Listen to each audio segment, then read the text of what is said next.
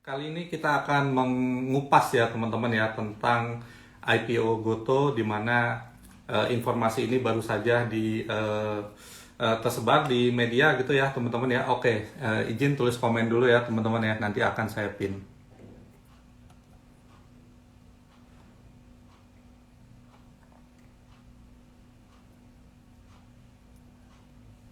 Ya, judulnya sudah saya tulis ya teman-teman ya. Kali ini kita ngobrol-ngobrol mengenai IPO Goto ini ya teman-teman ya. Oke, berbicara tentang IPO Goto ini ya teman-teman ya. Goto ini telah resmi memulai rangkaian Go Public ya atau IPO-nya gitu ya. Berdasarkan prospektus awal yang sudah ditayangkan gitu ya. Ada sebanyak 52 miliar lembar saham ya atau setara hanya 4,39% ya dari saham portable atau saham beredar gitu ya teman-teman ya. Dan ini menurut saya cukup kecil ya. Jadi supply dari saham Goto yang dilempar ke pasar ini cukup kecil. Kalau supply-nya kecil ada kemungkinan biasanya peminatnya itu banyak dan berebutan. Ada potensi ketika nanti pada saat 4 April itu di listing kayak gitu ya, itu akan ramai gitu ya. Ini ada potensi over subscribe juga menurut pendapat dari saya ya teman-teman ya. Jadi 52 miliar lembar saham itu setara 4,39% seperti itu ya. Target perolehan dana ini justru lebih kecil daripada Bukalapak ya teman-teman ya. Hanya 17,9 triliun ya. Harga IPO berada di kisaran 316 sampai 346 harga IPO Goto ini. Nah, mengenai tentang harganya ini misalnya valuasinya mahal atau enggak nanti akan kita bahas ya teman-teman ya. Ini sebetulnya menurut saya cukup menarik gitu ya karena saya juga cukup bersemangat gitu ya untuk bisa berbagi dengan teman-teman gitu ya. Oke, mungkin dari awal dulu ya teman-teman ya kita bahas ya, yaitu tentang dunia startup ya teman-teman ya. Nah, kalau kita tahu ya teman-teman di dunia secara global gitu ya, ada Tesla, kemudian ada Amazon ya, startup itu sebetulnya pada saat IPO mereka nggak untung, mereka rugi juga gitu ya. Nah, ada sebanyak mungkin hampir 180 triliun ya investor yang sudah menyuntikkan Gojek ya, dan ada kerugian sekitar 60 triliunan ya. Tetapi itu sebenarnya bukan kerugian, itu sebenarnya modal ya teman-teman, digunakan untuk mengembangkan perusahaan Goto ini gitu ya teman-teman ya. Dan ekuitasnya masih cukup besar saat ini ya, sekitar 130 triliun gitu ya. Nah, menandakan bahwa dengan ekuitas sebegitu besar ini merupakan perusahaan besar juga.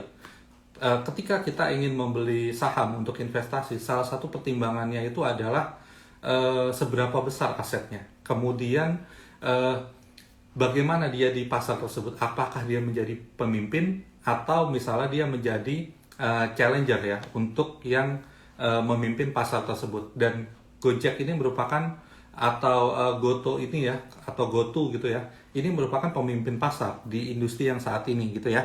Nah, kalau kita lihat ya, misalnya GTV daripada Goto itu 414 triliun ya teman-teman ya pada 12 bulan terakhir. Ini angka yang sangat besar sekali teman-teman ya. Dan yang bertransaksi itu mencapai 55 juta konsumen ya. Nah, kemudian kalau kita lihat lagi ya teman-teman ya, bisnis GoTo ini sangat terdiversifikasi ya teman-teman ya. Bisnisnya banyak dan berbasis digital. Ini merupakan future company sebetulnya teman-teman ya. Jadi kalau future company itu biasanya erat kaitannya dengan dunia digital. Nah, Gojek ini sebenarnya terdiri daripada 3 bagian layanan ya, tiga bagian besar. Yang pertama adalah layanan on demand ya. On demand itu seperti ride hailing ya, ada Gojek, Gokar, GoFood dan lain-lain. Kemudian yang kedua nih, Tokopedia, e-commerce ya, teman-teman ya. Kemudian yang ketiga adalah layanan finansial ya, yaitu uang elektronik ya atau e-wallet gitu ya, seperti GoPay, fintech pay later dari Vindaya gitu ya, dan lain-lain seperti itu ya. Nah, itu yang 3 utama ya. Pertama adalah layanan on demand dengan ride hailing-nya, kemudian e-commerce dengan Tokopedia dan juga GoPay-nya nih teman-teman ya. Nah, itu yang utama saat ini di Indonesia gitu ya. Kemudian GoTo ini juga sedang menciptakan sumber layanan pendapatan yang baru ya, teman-teman ya, yaitu dari bisnis kendaraan listrik dan juga dari bisnis gaming gitu ya, dimana minat daripada kedua industri ini sangat besar sekali di Indonesia, teman-teman gitu ya. Nah, kemudian ya teman-teman ya. Nah, sekarang coba kita bahas teman-teman ya dari sisi valuasinya. Apakah ini mahal atau enggak gitu ya. Saya udah coba menghitung ya teman-teman ya. Sebetulnya ini ya. Nah, kalau kita lihat ekuitas daripada GoTo ini ya teman-teman ya, itu 130 triliun 522 miliar 916 juta gitu ya. Saya tulis angkanya semua supaya nggak salah gitu ya. Kemudian saham beredar daripada GoTo ini 1 miliar 195 iya betul ya, sahamnya dari GoTo ini ya 1 miliar 195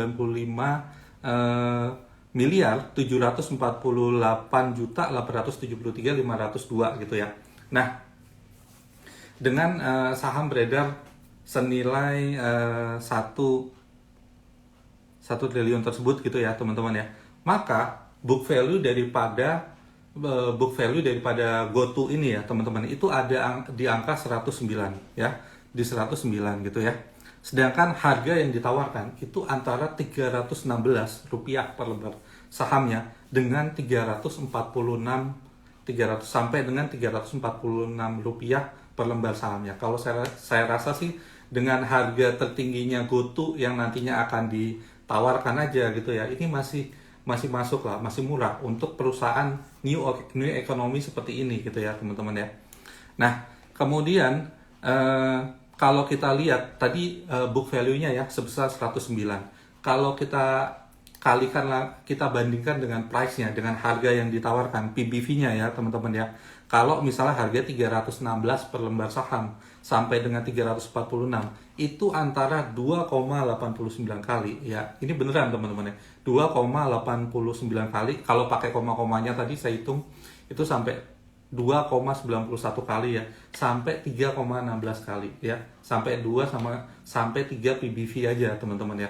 Dan ini menurut saya sih kesimpulan dari saya secara relative valuation ya teman-teman ya, ini murah sebetulnya ya teman-teman ya.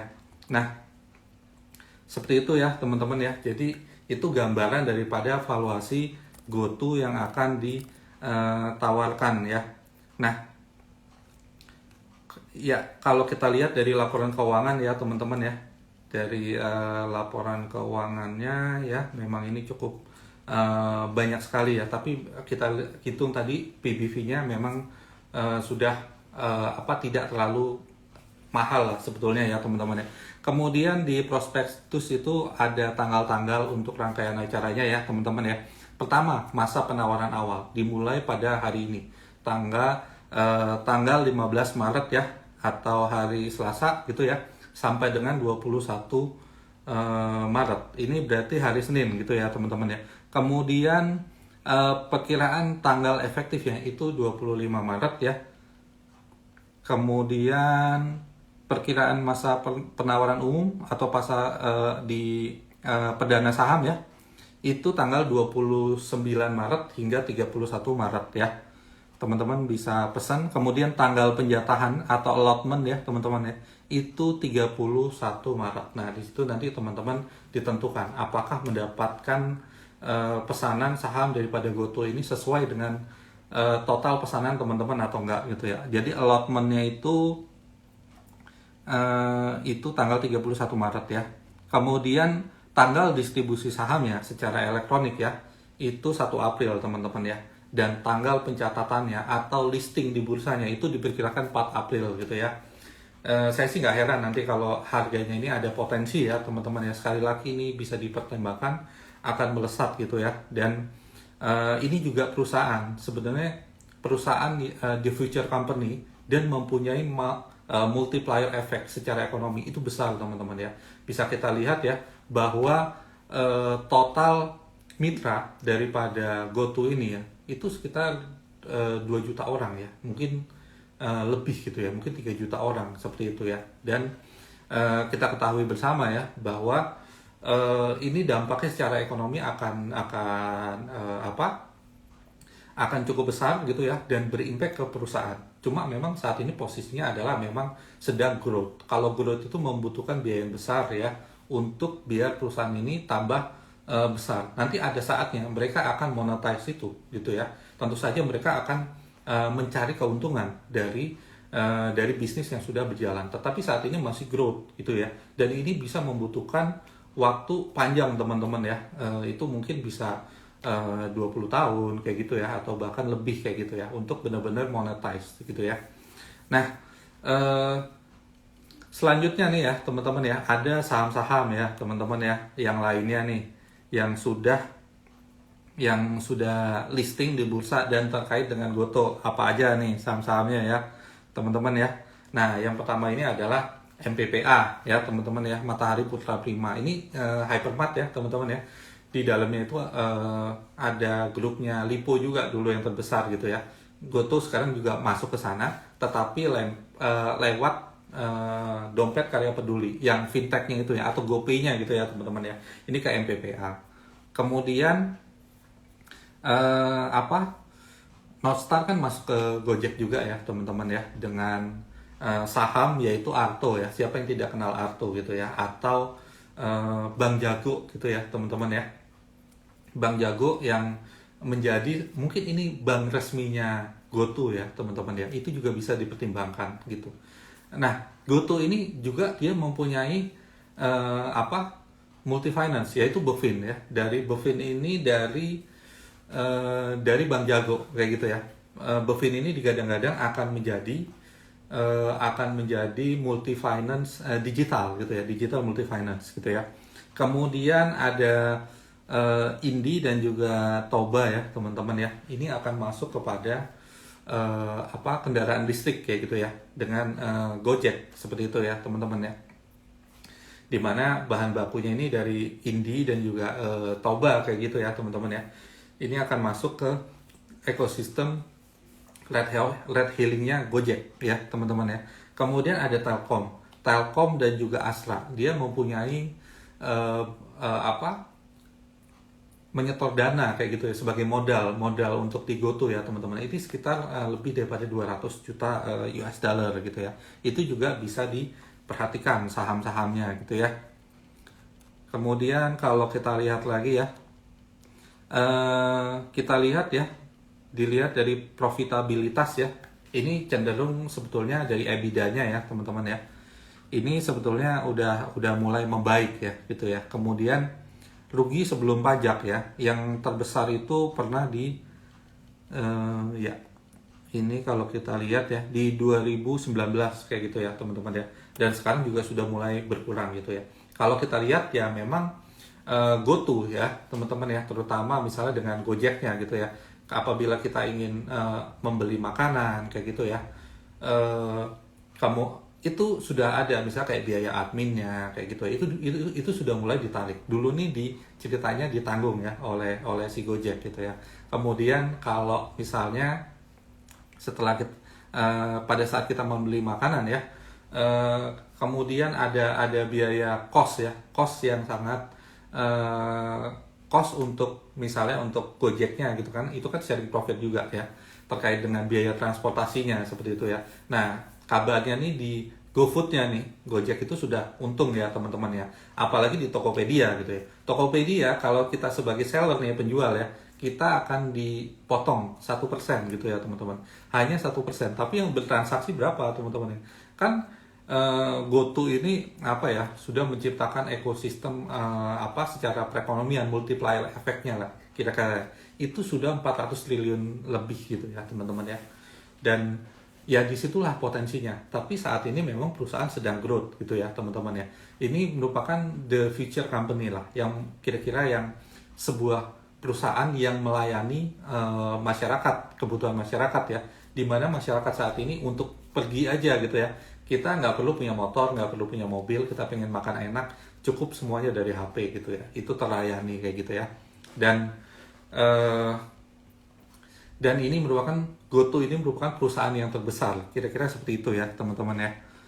Kemudian laba brutonya ya, kita lihat laba brutonya itu cenderung naik teman-teman ya, bahkan tiap tahun rata-rata CAGR-nya ya dari tahun 2018, 2019 ya, rata-rata compound annual growth rate-nya itu sebesar 56% gitu ya. Nah ini sebetulnya sangat kencang sekali sebetulnya pertumbuhannya ya teman-teman ya. Nah ciri daripada perusahaan startup ya teman-teman ya, apalagi yang besar seperti ini ya, itu yang dipentingkan adalah growth-nya teman-teman. Namanya juga startup gitu ya, yang diperlukan adalah growth-nya. Mungkin sekarang posisi masih rugi gitu ya, tetapi secara valuasi nilai perusahaannya kita tarik dengan present value gitu ya, memang hasilnya rugi, tetapi di masa depannya itu akan besar sekali nilai atau value daripada perusahaan ini gitu ya. Nah, ini menurut saya salah satu perusahaan yang cocok untuk investasi jangka panjang ya. Dilihat dari sektor cycle-nya, ini merupakan sektor teknologi, teman-teman ya. Dimana kalau kita lihat ya, saham-saham new economy seperti ini dibandingkan dengan old economy, pertumbuhan perusahaannya itu jelas yang paling tinggi itu di bidang atau sektor teknologi, teman-teman ya. Ya, kita bisa lihat lah ya teman-teman ya, dari CAGR tadi yang saya sebutkan itu 56% per tahunnya gitu ya, 46 hingga 56% ya teman-teman ya. Kalau dilihat dari pertumbuhan GTV-nya itu CAGR-nya 46%. Kalau dari pertumbuhan pendapatan brutonya itu sangat kuat 56% ya. Ya, menurut saya seperti itu ya teman-teman ya dari GoTo ini ya. Jadi kita lihat ya dari sektor cycle-nya juga teknologi ini memang pertumbuhannya paling tinggi. Terutama ya teman-teman ya,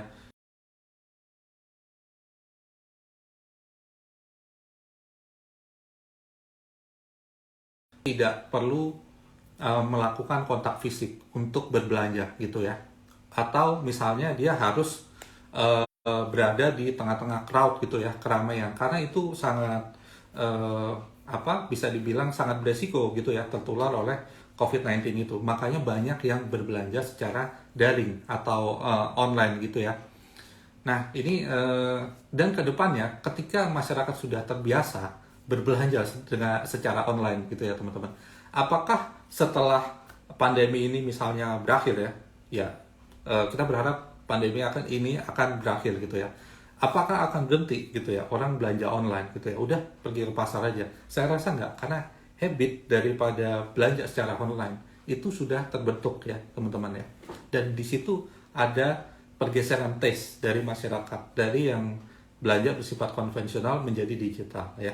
Dan digital ini memang betul-betul ya menjembatani gitu ya antara produsen dengan konsumen ya. Kalau dulu mungkin ada tangan keberapa kayak gitu ya.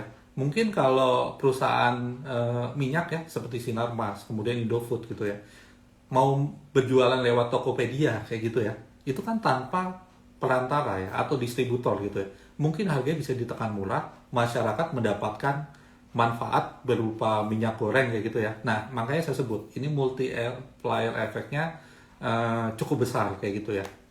Nah, ini tentu saja inilah the future company seperti ini ya teman-teman ya. Dan kalau kita lihat ya,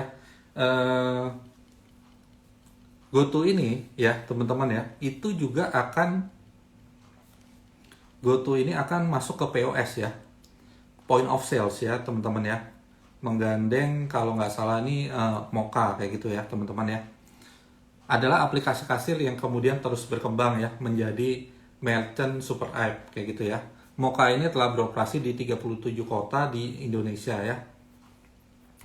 Dan juga ada Midtrans ya teman-teman ya. Midtrans ini adalah solusi payment gateway ya untuk merchant-merchant ya. Ini telah melayani 500.000 UMKM di Indonesia ya, berdasarkan data yang saya baca dari data-data dari GoTo kayak gitu ya. Nah tentunya ini seiring dengan perkembangan dunia digital ya teman-teman ya, dengan ekosistem digital yang paling besar di Indonesia saat ini ya, tentu saja peluang dari perusahaan ini ke depannya akan cukup bagus seperti itu ya. Nah, ada beberapa pertimbangan ya teman-teman ya untuk berinvestasi di GoTo ini gitu ya. Yang pertama adalah perusahaan terbesar digital di Indonesia saat ini gitu ya, yang menggabungkan on demand tadi ya. On demand itu ride hailing, kemudian ada e-commerce dan juga fintech gitu ya. Kemudian kepemimpinan yang solid ya teman-teman ya, dengan growth trajectory yang kuat, kemudian didukung oleh dua hal utama gitu ya, ekosistem pelanggan yang kuat dan sinergis, dan juga jaringan pengiriman yang hyperlokal ya. Kemudian fintech yang bertumbuh pesat menjadi pendorong pertumbuhan ekosistem GoTo secara keseluruhan. Kemudian platform GoTo ini mampu memberikan solusi one stop shop ya bagi jutaan pedagang gitu ya. Jadi kalau teman-teman gitu ingin yang nggak pernah dagang gitu ya, cobalah untuk mulai berdagang secara online gitu ya teman-teman ya. Kalau misalnya ada barang bekas, kalian bisa jual juga tuh di Tokopedia, apa aja deh gitu ya. Dan saya sudah membuktikan dengan teman saya kayak gitu ya, dia beli baju diskon dijual gitu, ternyata harganya bisa laku lebih tinggi gitu ya. Jadi ini sebetulnya menciptakan ya peluang orang ibu-ibu rumah tangga ini untuk melakukan bisnis dari rumah gitu ya teman-teman ya. Dan juga untuk penduduk Indonesia yang bergender laki-laki yang mau kerja ya, tinggal ini aja teman-teman ya, tinggal asal mau narik motor gitu aja pasti dapat kerjaan, dan nilainya juga pastinya lumayan kayak gitu ya teman-teman ya. Kemudian potensi perkembangan pasar di Indonesia ya didukung oleh ekonomi makro yang kuat. Nah, kalau kita mau lihat ya, kita ingin berinvestasi taruhlah di saham gitu ya. Saham ini merupakan cerminan daripada perekonomian real sektor gitu ya. Nah, kita lihat sektor real di Indonesia itu setiap kian hari kian bertumbuh baik gitu ya. Artinya kalau kita membeli suatu perusahaan atau bisnis di Indonesia ini ya, karena sektor realnya itu bertumbuh bagus gitu ya, ada kemungkinan bisnis kita akan untung gitu ya. Termasuk Gojek ini. Gojek ini adanya di Indonesia, di mana perekonomian Indonesia itu setiap kuartalnya itu menunjukkan perbaikan ya.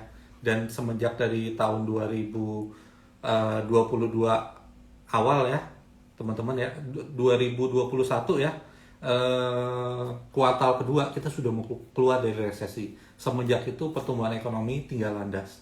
Kalau kita lihat juga dari pertumbuhan kredit ya, itu sudah mulai bertumbuh. Dari mulai di bulan Maret 2021 kredit di Indonesia itu masih minus, April udah mulai positif, dan sekarang rata-rata pertumbuhan 4-5%. Ini menandakan bahwa kredit yang bertumbuh itu perekonomian berputar kayak gitu ya teman-teman ya.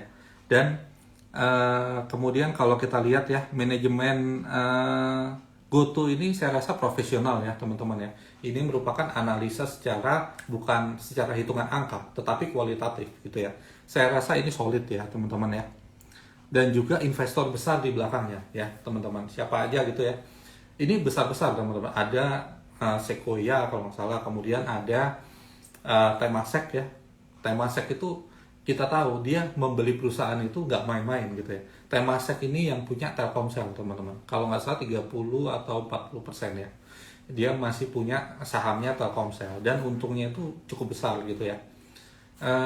Ini memberikan kepercayaan bagi GoTo sendiri. Kemudian dari dalam negeri ada Astra ya teman-teman ya. Ada Astra. Oh tadi dari luar negeri ada Adia kalau nggak salah, Abu Dhabi ya investment ya kalau nggak salah, itu juga cukup besar. Kemudian dari dalam negeri ada Astra, kemudian ada Telkom juga ya teman-teman ya. Ini juga berinvestasi di GoTo ini gitu ya. Nah, GoTo ini cukup besar ya teman-teman ya, dan juga dia berinvestasi di perusahaan-perusahaan yang lainnya. Nah, tadi ada beberapa perusahaan yang sudah existing, yang sudah IPO menjadi perusahaan TBK, yang si GoTo ini punya saham di dalamnya ya. Tadi saya sebutkan ya teman-teman ya, ada beberapa tuh ya. Misalnya kita lihat ada GoTo ya teman-teman ya. Ada MPPA tadi ya. Ada MPPA, kemudian ya sebentar datanya ya. Oke, tadi ada MPPA, kemudian ada beberapa tadi ya. Misalnya Bluebird ya, Bluebird. Nah, Bluebird itu ternyata juga Dulu waktu kemunculan Gojek nih, wah kayaknya akan dicaplok oleh Bluebird nih. Ternyata enggak. Ternyata sekarang asetnya ini sudah ya kira-kira 17 kali lah daripada. Bahkan ada sahamnya GoTo itu sekitar kalau nggak salah 4-5% ya yang ada di Bluebird. Seperti itu ya teman-teman ya. Nah, seperti itu ya teman-teman ya. Kalau kita mungkin saya ulangi lagi ya tadi dari perhitungan saya ya mengenai tentang book value. Book value ini sebenarnya perhitungan secara kasar ya teman-teman ya. Ini untuk saham-saham old economy. Kalau saham-saham new economy ya yang berbasis digital teknologi ini sebenarnya nggak bisa terlalu bisa dihitung pakai PBV. Tapi ini secara PBV juga masuk gitu ya. Dimana PBV itu kalau misalnya harganya tadi ya, kalau misalnya harganya yang ditawarkan misalnya 316, saya rasa harganya ini murah sekali kalau 316. Jadi harga tertingginya tuh 346. Tapi kalau si GoTo-nya nanti mematok di angka 316, maka PBV-nya itu sekitar 2,89 hingga sekitar 2,9 ya teman-teman ya. Kalau misalnya 346 harganya yang ditawarkan, PBV-nya itu menjadi 3,16 kali. Seperti itu ya teman-teman ya. Kemudian ya mungkin ya teman-teman ya, ini mungkin memang agak berbeda ya teman-teman ya dengan Bukalapak gitu ya. Terus terang ya teman-teman, kayak ini perusahaan IPO gitu ya. Ya kalau Bukalapak itu kan hanya dia ini ya teman-teman ya, hanya yang terbesarnya itu adalah masih di e-commerce gitu ya. Tapi kalau ini kan ada ride hailing-nya kayak gitu ya. Kemudian ada dia punya perusahaan untuk kayak e-wallet seperti itu ya dengan GoPay-nya gitu ya. Ini lebih menarik ya teman-teman ya. Karena kita baik dari struktur ya, struktur strategi maupun dari bisnis model itu sendiri, saya kira GoTo ini lebih baik kayak gitu ya. Dan ditawarkan dengan harga yang tidak terlalu mahal gitu ya. Dan ya kemudian kalau kita lihat ya teman-teman ya, faktor pembeda lainnya itu adalah Greensill ya teman-teman ya. Seperti yang disampaikan ya dalam prospektusnya GoTo gitu ya, menerapkan strategi Greensill ya untuk stabilisasi harga gitu ya. Hal ini untuk menjadi pembeda dengan IPO buka ya. Ya memang ini aturan Greensill ini ya, ini ada potensi ketika nanti kita sebagai investor mau beli saham GoTo ya. Dalam beberapa lama ya, saham GoTo ini nggak akan anjlok, melindungi investor. Dan ini merupakan konsep yang menurut saya cukup penting. Karena kenapa? Ini kan perusahaan publik gitu ya. Jadi yang namanya perusahaan publik itu harus good corporate governance gitu ya. Jadi harus membangun hubungan yang baik dengan investor ya. Kalau perlu ya, kalau harga sahamnya turun di buyback atau apa segala macam gitu ya. Sehingga investor juga tidak terlalu misalnya dirugikan gitu ya. Dengan adanya Greensill ini ya teman-teman ya, ini lebih menjamin sebetulnya gitu ya. Dan ya kita lihat ya, Greensill option ini memiliki regulasinya sendiri ya teman-teman ya. Intinya adalah emiten akan melakukan stabilisasi harga apabila harga saham lebih rendah dari harga penawaran gitu ya. Kan harga penawaran tadi di 316 hingga 346 gitu ya. Dengan adanya Greensill ini, emiten akan melakukan stabilisasi harga ya ketika apabila harga saham lebih rendah daripada harga penawaran ya. Emiten ini bisa melakukan stabilisasi sebanyak 15% gitu ya dari saham IPO selama 30 hari sejak pencatatan gitu ya teman-teman ya. Jadi ini lebih bisa membuat nyaman investor gitu ya. Kemudian ya terakhir ya teman-teman ya, teman-teman bisa pesan saham GoTo ini ya itu melalui Ajaib ya teman-teman ya. Ini teman-teman bisa pesan ya di menu, yaitu adalah pertama adalah menu cari ya, kemudian teman-teman bisa pilih saham gitu ya, pilih saham kemudian pilih yang IPO ya teman-teman ya, di IPO. Nah di sana udah ada GoTo tuh, PT GoTo, Gojek, Tokopedia gitu ya. Nah teman-teman bisa mulai pesan. Ini termasuk salah satu kelebihan Ajaib gitu ya. Ajaib bisa pesan online dari aplikasi untuk saham-saham IPO ya teman-teman ya. ya teman-teman, mungkin segitu aja dari saya ya teman-teman ya. Semoga teman-teman juga bisa tidak hanya memakai produk-produknya dari GoTo, tetapi juga memiliki sahamnya untuk investasi ya. Nggak ada salahnya ya teman-teman ya. Secara sektor cycle, sektor digital ini merupakan prospeknya pertumbuhannya sangat bagus gitu ya. Kemudian ekosistemnya juga digital ini terbesar saat ini di Indonesia gitu ya. eh ya, jangan lupa untuk ke IPO daftarkan. Kalau sudah terbiasa memesan IPO pasti udah ada. Tinggal nanti prosesnya yang ada di aplikasi Ajaib ya. Itu aja teman-teman dari saya. Terima kasih banyak atas waktunya. Selamat berinvestasi dan happy cuan untuk para sobat Ajaib.